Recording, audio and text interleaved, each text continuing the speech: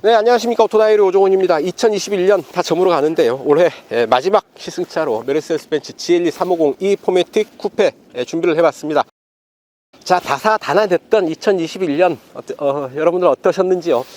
코로나 때문에 많이들 힘드셨을 텐데요. 그럼에도 불구하고 오토다이어리에 따뜻한 그리고 뜨거운 격려 보내주셔서 오토다이어리 무사히 올 한 해 버티고 지내올 수 있지 않았나 싶습니다. 대단히 감사드리고요. 내년 2022년에도 변함없는 성원 부탁드리겠습니다. 미리 새해 인사드리겠습니다. 여러분 새해 복 많이 받으십시오. 자, 오늘 준비한 차는 GLE 350e 포매틱 쿠페입니다. 보시다시피 GLE 쿠페 모델이죠. 쿠페 라인을 적용을 하고 있어서 좀 더 세련된 디자인 적용하고 있는데요. AMG 디자인을 기본 적용하고 있어서 좀 더 개성있고 힘있는 모델 만나볼 수가 있습니다.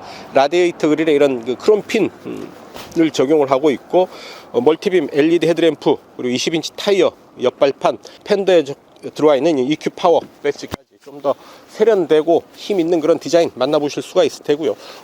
무엇보다도 이 차 플러그인 하이브리드 자동차로서의 정체성 분명히 하고 있습니다. 32.1kWh짜리 리튬이온 배터리, 그리고 직렬 4기통 2.0 가솔린 엔진을 적용을 해서 가솔린 엔진 211마력, 전기 모터 100kW, 그러니까 136마력의 힘이 이제 9단 자동 변속기의 조율을 거쳐서 드러나는데요. 자, 여러분들 플러그인 하이브리드 자동차 역사상 가장 복잡한 형태의 자동차 구조가 되죠. 엔진과 모터 두 개가 각각 제 역할을 분명히 해냅니다. 모터를 잠재우고 엔진만으로 구동이 가능하고, 혹은 모터만으로도 구동이 가능해서 때로는 완전히 전기차처럼, 때로는 완전히 내연기관차처럼 달릴 수가 있죠. 자, 과연 벤츠의 플러그인 하이브리드는 또 어떤 느낌을 받게 될지 직접 시승을 통해서 그 느낌 여러분들과 공유를 해볼까 합니다. 좋아요, 구독하기 눌러주시면 출발하겠습니다.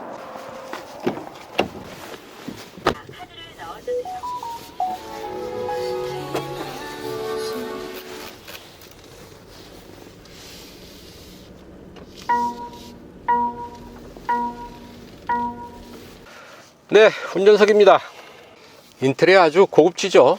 대형 화면 두 개를 이어 붙였는데요. 아주 시원한 화면 두 개가 계기판과 인포메이션 모니터를 구성을 하고 있습니다.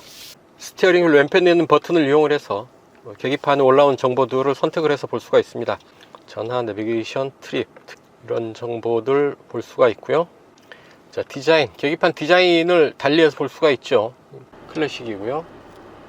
스포츠, 프로그레시브 등으로 구성되어 있습니다. 왼쪽에도 올라오는 정보들을 달리 볼 수가 있죠. 내비게이션과 주행 정보, USB, 주행 경로 정보, 연비 정보, 그리고 요거는 시계죠. 속도계 이렇게 볼 수가 있습니다. 오른쪽에도 다양한 정보들 이렇게 올려서 필요한 정보들을 띄워서 볼 수가 있습니다. 이렇게 포매틱과 서스펜션까지 다 볼 수가 있네요. 자, 서스펜션 본 김에 차체 높이 한번 볼까요? 차체를 높이고 있습니다. 차체를 이제 오프로드로 주행을 하게 되면 차체를 훨씬 더 높게 올릴 수가 있죠. 최대한 높게 이렇게 올릴 수가 있습니다. 스포츠 모드로 가면, 자, 차체는 마이너스 1로 가고 더 낮출 수가 있죠. 이제 좀 더 빠른 주행을 하게 되면 여기에서 좀 더 낮아지지 않을까 싶습니다. 그래서 마이너스 1에서 플러스 1까지 약 50mm 구간에서 하나, 둘, 셋, 4단계로 차체의 높이를 조절을 하게 됩니다. 센터페이시아 상단에 있는 인포메이션 모니터 한번 보겠습니다. 그래서 이런 내용들 불러올 수가 있고요. 전화, 내비게이션 한번 볼까요? 넓은 화면에 아주 깨끗하게 지도를 보여주고 있죠. 3D보다는 저는 2D가 좋더라고요. 지도는 단순하게 간단하게 보는 게 직관적으로 보기가 좋을 것 같습니다. 시트 키네틱, 시트에 잔잔한 움직임을 줘서 장거리 운전을 할 때 몸이 한 자세로 고정되지 않도록 해주는 겁니다. 앰비언트 라이트 보시면 색상, 이렇게 많은 색상들을 골라서 할 수가 있고요. 멀티컬러, 개별 컬러로 골라서 할 수가 있죠. EQ, 하이브리드, 플러그인 하이브리드 시스템 보는 부분인데요. 가속 페달을 밟으면 가속이, 브레이크를 밟으면 제동이 보여주고요. 차체의 높이도 이 부분에서 볼 수가 있겠습니다. 충전 옵션, 출발 시간 정해 놓으면 출발 시간에 맞춰서 충전, 그리고 에어컨 이런 부분들, 사전 온도 설정, 출발 시간 설정 이런 부분들 이용을 할 수가 있겠습니다. 요즘처럼 추운 겨울에는 출근하기 전에, 운전하기 직전에 차 안을 좀 데펴 놓으면 운전하기가 훨씬 더 편하겠죠. 연비 이렇게 그래프로 볼 수가 있고요. 연비는 엔진 연비, 전비, 배터리 연비 이렇게 볼 수가 있고, 시간 단위로도 끊어서 볼 수가 있습니다. 엔진 출력, 토크, 배터리 전압, 부스트 압력 이렇게 보면서 운전할 수도 있겠습니다. 오프로드 스코어, 오프로드를 주행하는 점수를 보여서 오프로드 주행을 잘 할 수 있도록 유도해주는 그런 기능입니다. 자, 메르세데스 미 앱, 스마트폰을 통해서 원격에서 차창을 열 수 있고 에어컨 켤 수 있고 그런 기능입니다. 메르세데스 미를 통해서 차와 스마트폰을 연결을 할 수가 있죠. 그리고 안드로이드 오토나 애플 카플레이를 이용을 할 수가 있습니다. 입력할 수 있는 방법이 여러 가지가 있죠. 스티어링 휠 오른편에 있는 버튼을 눌러서 조절을 할 수가 있고요. 또는 터치 스크린으로 이용을 할 수가 있습니다. 또 하나 여기 부분에 있는 터치패드 통해서 작동을 시킬 수가 있고요. 그래서 스티어링 휠, 터치 스크린, 터치패드를 통해서 인포메이션 모니터 올라온 정보들을 확인하고 조절을 할 수가 있다라는 얘기죠. 자, 퀵 액세스 보면 ESP, 매뉴얼 변속, 그리고 주차 보조, 파크트로닉, 차선 이탈 어시스트, 스티어링 어시스트, 헤드업 디스플레이, 그리고 견인 방지, 켜짐, 실내 모션 센서도 있고요. DSR 이 부분은 오프로드에서 사용하는 거겠죠. 승차 시 낮추기 이 부분도 있고요. 그리고 세차 모드도 있습니다. 세차 모드를 하게 되면 자동 세차장이죠. 자동 세차장 진입하기 전에 차량 레벨 높아지고, 미러 접히고, 파크트로닉 꺼지고, 레인 센서 꺼지고, 슬라이딩, 틴팅, 선루프 닫히고, 윈도우 닫힘 확인하고, 이런 부분들 세팅을 해서 차에 데미지가 가지 않도록 세차를 할 수 있게 해줍니다. 보조장치, 카메라, 주차 어시스트 있고요. 교통 표지판 어시스트, 능동형 차선 이탈 어시스트, 능동형 브레이크 어시스트, 브레이크 어시스트의 민감도 볼 수가 있죠. 어텐션 어시스트, 능동형 사각지대 어시스트, 거리 기준 속도 어댑테이션 등의 보조장치 확인할 수가 있고요. 다이나믹 실렉트, 주행 모드죠. 인디비듀얼을 설정을 할 수가 있습니다. 주행 모드는 컴포트로, 서스펜션도 컴포트로, 혹은 스포츠로, 스티어링 컴포트 스포츠, ESP 컴포트 스포츠, 이런 부분들 자 취향에 맞게 일일이 세팅을 해서 개인 취향에 맞는 주행 모드로 바꿀 수가 있고요. 속도 제한, 스노우 타이어를 할 때 속도 제한 걸어 놓을 수가 있고요. 시트 설정, 자기 키를 설정을 해 놓으면 위치를 설정을 할 수가 있나 보네요. 170이면 이 정도가 좋다고 합니다. 근데 지금 좀 카메라 세팅 이런 부분들 때문에 저는 좀 세팅을 달리 갑니다. 라이트, 앰비언트 라이트, 하향등, 실내 소등 지형, 인텔리전트 라이트 시스템, 지능형 라이트, 대양차의 눈부심을 없게 하면서도 내 시야를 아주 밝고 환하게 해주는 아주 똑똑한 인텔리전트 라이트 시스템 이용을 할 수가 있고요. 자, 그 아래 송풍구 들어와 있고요. 물리적인 버튼들 한 줄로 배치되어 있습니다. 그 아래 스마트폰 무선 충전 장치 들어와 있고요. C타입 USB 포트 2개 들어와 있습니다. 2개의 컵홀더, 그리고 터치패드, 에어 서스펜션의 차고 높이 조절 장치 들어와 있고요. 오버헤드 콘솔에 보면 메르세데스 미 버튼, 그리고 SOS 버튼이 있습니다. SOS 버튼은 커버를 벗겨서 다시 누르게 되어 있죠. 이 부분 간단한 손잡이 역할을 하게 되는데요. 온로드에서는 그렇지만 오프로드에 올라서게 되면 아무래도 차체가 좀 기우뚱거리게 되죠. 그럴 때 이 부분 손잡이로 작용을 하면서 운전자 중심을 잡는데 좀 큰 도움을 주지 않을까 싶습니다. 자, 기어 레버는 어디 있느냐? 스티어링 칼럼식입니다. 스티어링 휠 아래에 이렇게 기어 레버 들어와 있고요. 기어 레버가 위로 올라가면서 이 부분의 공간이 좀 더 여유가 있어졌죠. 스티어링 휠 아래에는 패들 시프트가 있는데요. 수동 변속의 기능에 더해서 일렉트릭 모드로 달릴 때는 이 부분이 바뀌죠. D 오토, D 플러스, D 마이너스, D 더블 마이너스 이렇게 바뀌는데, 이 부분은 회생제동 시스템의 강도를 조절을 하는 겁니다. 가장 약한 것이고요. D 플러스가, D 더블 마이너스가 가장 강한 회생제동 강도를 보여줍니다. 오래 누르고 있으면 D 오토 자동으로 되는 거고요. 이 부분도 좀 더 적극적으로 운전을 하게 되면, 조작을 하게 되면 좀 더 효율적으로 배터리의 효율을 관리를 할 수가 있게 됩니다. 자, 그래서 스티어링 휠 한번 볼까요? 하나, 둘, 2.7회전 정도 하네요. 3회전에 못 미치는 약 2.7회전 정도 하는 스티어링 휠 락투락 조향비 갖추고 있습니다. 차체 사이즈에 뭐 딱 맞는 정도의 조향비 아닐까 싶습니다. 실내는 이렇게 나무와 금속 재질, 그리고 가죽, 나파 가죽 시트 적용하고 있는데요. 이렇게 가죽과 나무 그리고 금속 재질을 적절하게 사용을 해서 아주 고급스러운 인테리어 완성시키고 있습니다. 자, 오디오 한번 들어볼까요? 부메스터 오디오 들어와 있죠.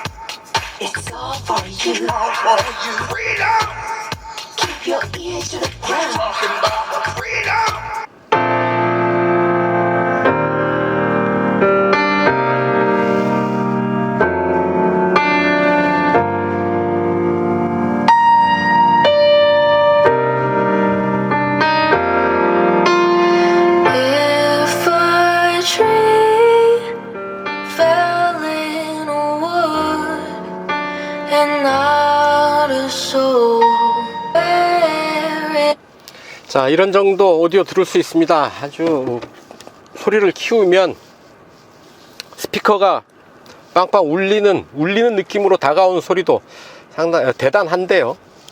소리를 최대한 키워도 찌그러지지가 않고 높은 수준의 음질 느낄 수가 있지 않을까 싶습니다. 네, 운전석 이 정도 살펴보시고요. 잠깐 뒷좌석 보고 가겠습니다. 뒤로 가시죠. 네, 뒷좌석입니다. 쿠페형 SUV여서 뒷좌석 머리 공간이 궁금했었는데요. 뭐 걱정 안 해도 되겠습니다. 손바닥을 대는 게 아니라 주먹 하나가 들어가도 남는 여유 있는 공간 확보하고 있습니다.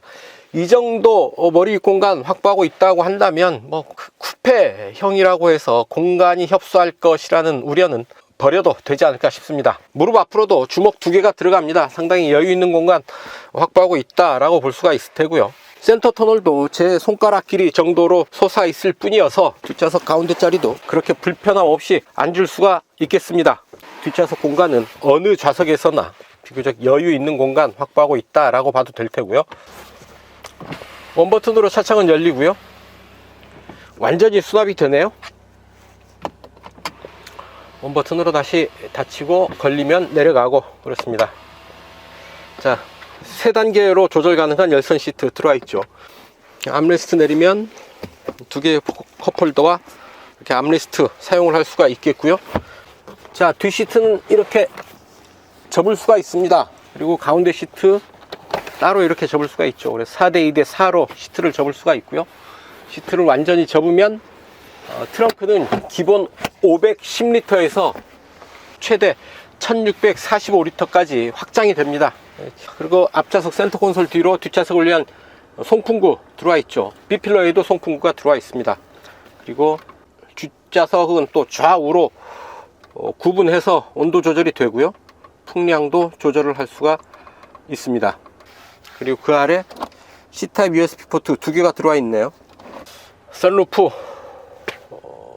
큼지막한 선루프 들어와 있고 좌우로 이렇게 룸램프 배치되어 있습니다. 네, 뒷좌석 이 정도 살펴보시고요. 이제 달려보셔야죠. 자유로로 갑니다. 좋아요, 구독하기 누르시고 함께 하시죠. 네, 오늘도 평화로운 자유로 맑은 날씨고 살짝 추운 날씨입니다. 자동차의 구조라는 측면에서 볼 때 가장 복잡한 형태를 띠는 자동차가 바로 플러그인 하이브리드 자동차죠. 엔진 있고 전기 모터 있는데 전기 모터로만으로도 구동이 가능한, 그래서 필요하면 전기 자동차의 기능도 갖추고 있고 내연기관차의 면모도 갖추고 있는, 말 그대로 두 얼굴을 가진 자동차라고 할 수가 있겠습니다. 헤드업 디스플레이가 아주 넓은 화면에 구현되고 있어서 아주 시원하게 볼 수가 있죠. 또한 깔끔합니다.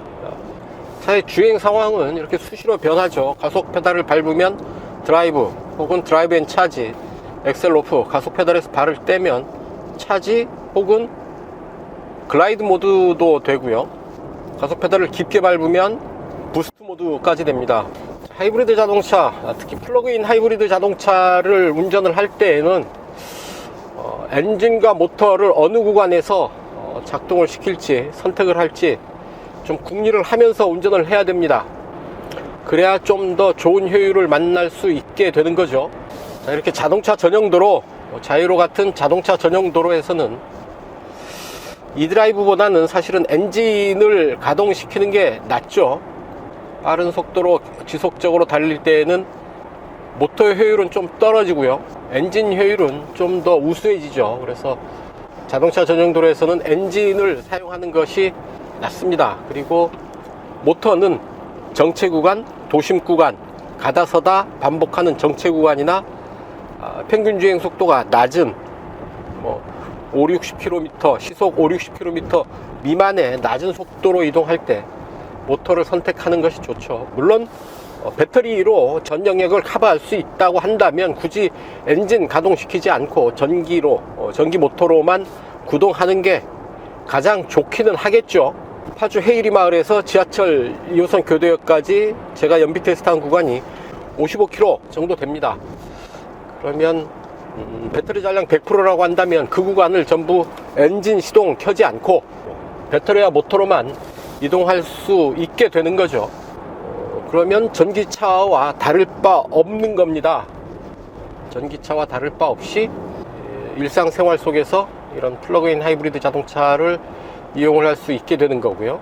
또 마음이 내켜서 야 밤에 동해바다 보러 가자 했을 때 야 이 충전 안 되는데 어떻게 가 하는 걱정 없이 배터리로 60km 간 뒤에는 엔진으로 나머지 거리 달려가면 되니까요.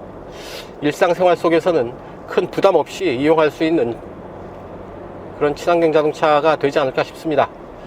자, 지속적인 패턴이 반복되는 빨래판 길 위에 올라서서 이동하고 있습니다. 타이어의 소음 규칙적으로 지속적으로 실내로 들어오고 있고요. 진동도 함께 전달이 됩니다. 하지만 승차감을 해칠 정도의 불쾌한 수준은 아니고요. 차체의 높이가 있다 보니까 어느 정도의 흔들림 피할 수는 없어 보이고요. 주행 모드 먼저 볼까요? 주행 모드는 인디비듀얼, 그리고 스포츠, 컴포트, 일렉트릭은 전기 모드라고 보면 되겠죠. 그리고 배터리 레벨, 배터리를 일정 수준으로 유지를 시키면서 움직이는 겁니다. 주로 엔진이 가동되게 되겠죠. 그리고 에코 모드가 따로 있고요. 저는 배터리를 조금 아낀다는 의미에서 엔진 먼저 사용을 하기 위해서 배터리 레벨을 일단 세팅을 해 봅니다. 지금 배터리 레벨을 선택을 해서 보면 에너지 흐름을 보면은요 46% 배터리 남아있죠. 그리고 동력의 흐름을 보면서 움직일 수가 있는 거고요.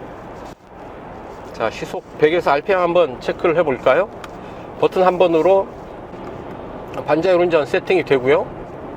시속 100에 세팅을 하고 잠깐 속도를 올려 봅니다. 자동 9단 변속기 들어와 있습니다. 시속 100에서 9단 약 1300, 1400 정도 보이죠? 8, 7, 6, 5, 4, 3, 3단으로는 떨어지지 않네요. 4단 3800 구간까지 커버를 합니다. 4단 3800, 8단 1400 구간에서 시속 100km 커버한다 라는 얘기고요.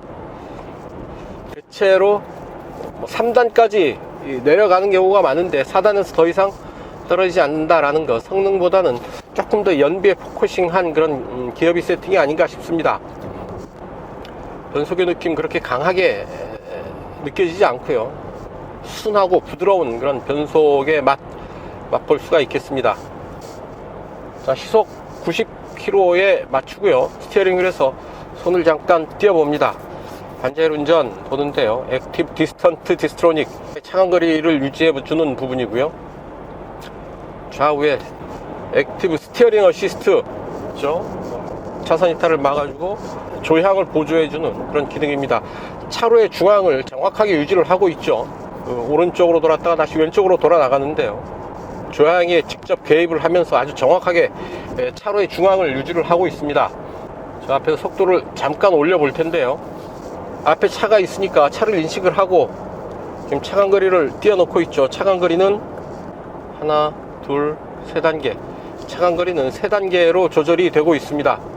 이 정도 수준이라고 한다면 상당히 능숙한 드라이버 못지않은 그런 주행보조 시스템의 완성도 보여주고 있는데요, 스포츠에 놓고요, 속도를 잠깐 올려봅니다. 킥다운 버튼이 있고요, 쭉 가속을 하면 부스트 기능이 작동을 되면서 배터리, 엔진에서 모두 힘을 다 끌어내고 있죠.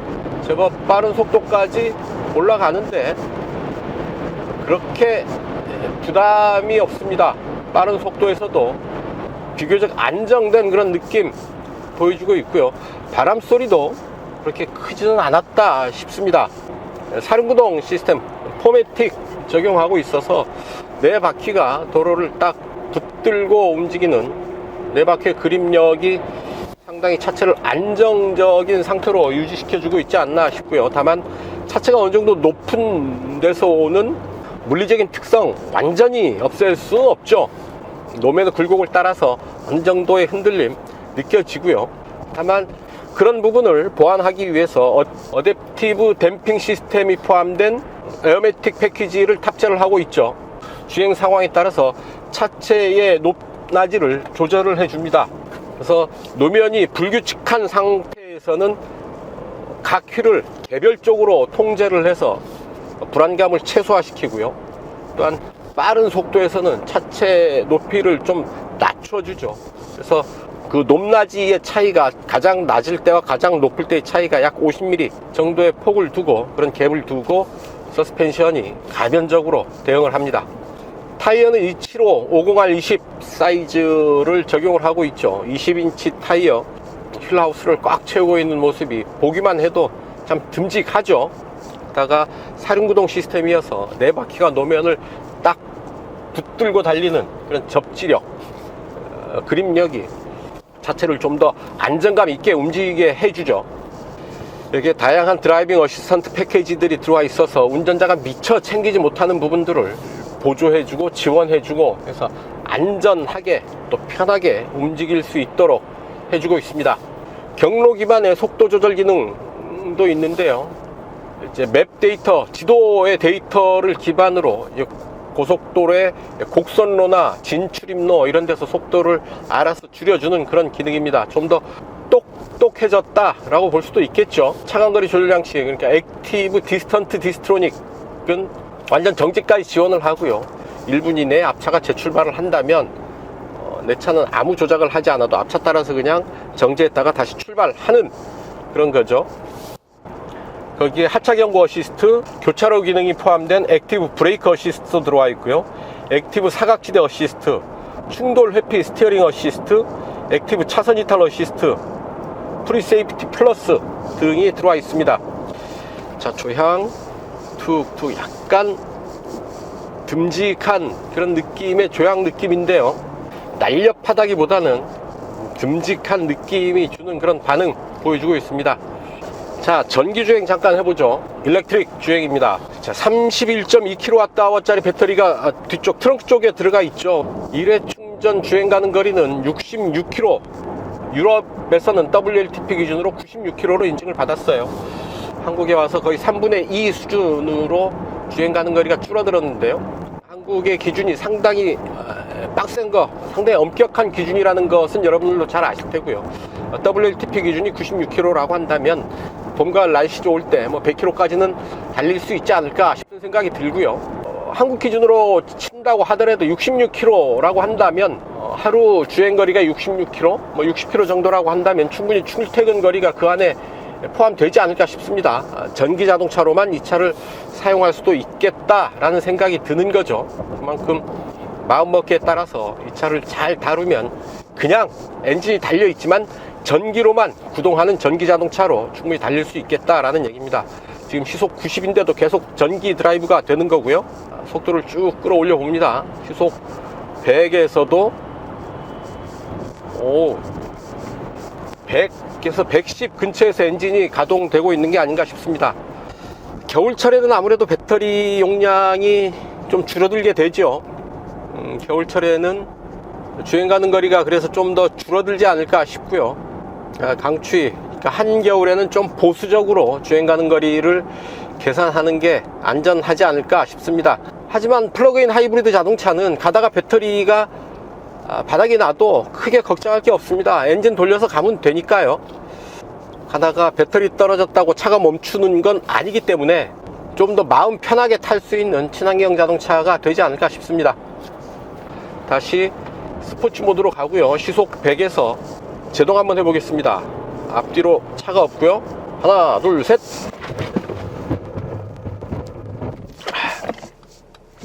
아무래도 차체 덩치가 있다 보니까 제동을 할 때 차체 반응이 약간 무거운 느낌은 드네요. 하지만 거칠게 제동을 했지만 자체는 조금 더 무겁게 반응하는 느낌, 좀 게으르게 반응하는 그런 느낌이 있습니다. 브레이크 페달도 약간 물렁한 감이 있게 밟히고요. 차체의 반응도 아주 강한 제동을 걸었음에도 불구하고 좀 무겁고 둔하게 반응하는 그런 느낌입니다. 네, 이제 자유로의 끝에서 코너링 해봅니다. 자, SUV여서 아무래도 높은 차체의 높이가 코너에서는 도움이 되지는 않겠죠. 하지만 에어매틱 서스펜션, 이 차체를 최대한 낮춰주고 있고요. 거기다가 사륜구동 시스템, 이 10인치 타이어, 단단한 서스펜션이 받쳐주고 있는데요. 과연 어느 정도 느낌을 받을 수 있을지요. 자, 속도를 쭉 끌어올리고요. 제동, 턴. 자, 턴한 뒤에 다시 가속, 쭉 가속 페달을 밟고 나가봅니다. 야, 역시 GLE SUV여서 좀 높은 차체를 갖고 있지만 포매틱과 에어매틱 서스펜션이 참 높은 수준에서 완성되어 있다 싶네요. 높은 차체지만 운전자에게 큰 부담을 주지 않고 아주 재미있고 다이나믹하게 코너를 돌아 나갈 수 있었습니다. 네 바퀴가 딱 정확하게 접지하고 있다는 느낌이 오고요. 이른바 클리핑 포인트를 지나서 가속을 하면서 코너를 탈출할 때의 느낌, 상당히 안정적이었습니다. 하지만 여러분들 코너에서 너무 가속하시면 안 됩니다. 늘 안전운전이 중요하다라는 것 말씀을 드리고요. 그래서 이 차 판매 가격이 얼마냐? 뭐 1억 2천만 원 보시면 되겠습니다. 1억 1760만 원인데요. 막상 전기차로 가려니까 이런저런 뭐 충전의 부담, 뭐 약간의 어색함, 뭐 이런 부분들 때문에 전기 자동차가 꺼려지는 분들이라고 한다면, 그럼에도 불구하고 친환경 자동차를 타고 싶다라고 하는 분들은 전기 자동차 한번 경험해 보시는 기분으로 이런 플러그인 하이브리드 자동차를 우선 택해 보시는 건 어떨까? 그러면 참 좋은 선택이 되지 않을까 하는 생각도 해봅니다.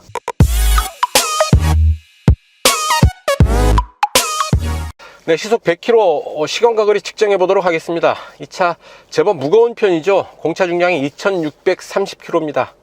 제 몸무게까지 더하면 2.7톤이라고 봐야 되는데요. 이 무거운 몸무게를 끌고 시속 100km 얼마 만에 주파하는지 직접 GPS 계측기로 측정해 볼 텐데요. 메이커는 6.9초 만에 시속 100km 주파한다고 얘기를 하고 있습니다. 일단 에어컨 끄고요. 주행 모드는 스포츠로 가야 되죠. 스포츠로 갔습니다. 하나, 둘, 셋.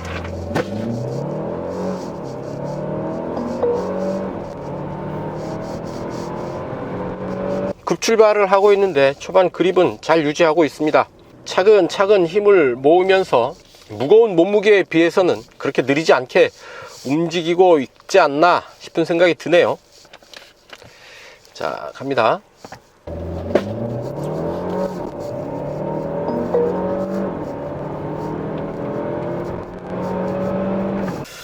네, 이렇게 시속 100km 가속 시간과 거리 측정해 봤습니다. 아무래도 몸무게가 있다 보니까 그렇게 날렵한 느낌을 받기는 힘드네요. 무거운 몸에 비해서는 주행 거리로 볼 때, 거리상으로 볼 때 그래도 선방하지 않았나 하는 생각이 드는데요. 과연 어느 정도 기록을 보였을지 직접 데이터 열어서 함께 보시겠습니다.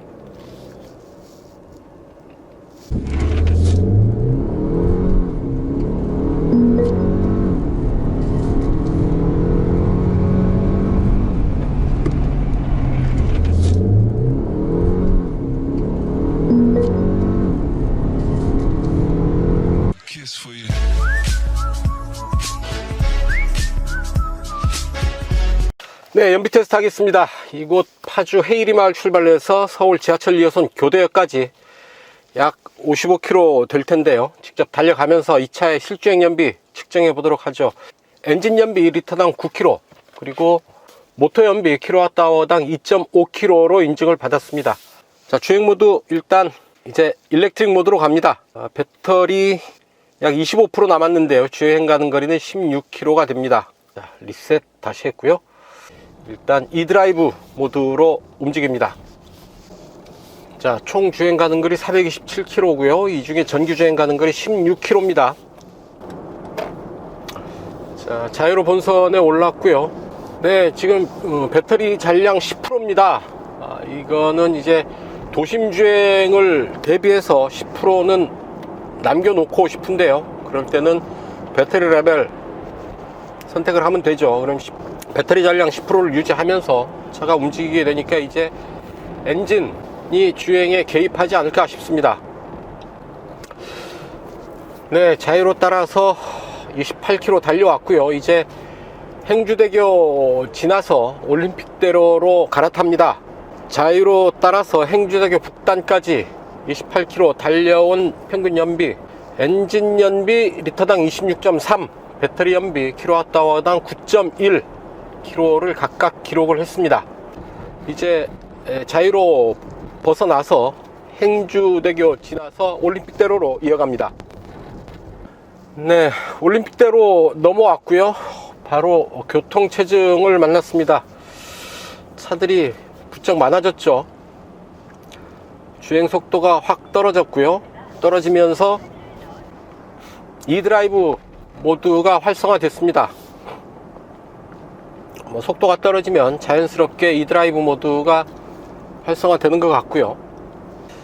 체증 구간에서 모터 주행이 활성화되면서 플러그인 하이브리드 자동차들의 효율이 확 높아지게 되죠. 배터리 잔량 10%였는데 이제 12%까지 올라왔죠. 주행하는 동안에 회생제동 시스템을 통해서 2%를 더 확보를 한 겁니다. 네, 이제 올림픽대로 따라서 달려왔고요. 동작대교 남단 이수교차로 진출로로 빠져나가는 지점입니다. 그래서 엔진 연비 19.6km, 배터리 전기 모터 연비 킬로와트아워당 14.7km 기록하고 있습니다. 여기서 이제 전기 주행 가는 거리 5km죠. 도심 주행 약 5km 남았으니까요. 도심 주행은 일렉트릭 모드로 이어가겠습니다. 자, 배터리 잔량 4%, 전기 주행 가는 거리 2km 이렇게 남아 있습니다. 그러면 배터리 박박 긁어서 잘 썼다고 할 수 있겠죠. 약 400m, 목적지까지는 약 400m 남아 있습니다. 앞차 따라서 정지를 했고요. 네, 연비, 엔진 연비 리터당 21.7, 배터리 연비 킬로와트아워당 11.9km를 각각 기록을 했습니다. 전체 주행은 55km, 1시간 13분 동안 달렸습니다. 공인복합 연비가 엔진이 리터당 9km, 배터리 연비가 킬로와트아워당 2.5km죠. 그러면 배터리 연비는 4배 이상, 그리고 엔진 연비도 2배 이상 공인복합 연비를 뛰어넘는 아주 우수한 연비 보였다라고 말씀을 드릴 수가 있겠습니다. 대단하죠. 바로 플러그인 하이브리드 자동차의 우수한 효율성을 보여주는 그런 대목이 아닐까 싶습니다. GLE 350e 포매틱 쿠페 연비 테스트를 끝으로 올해의 모든 시승 마무리 짓도록 하겠습니다.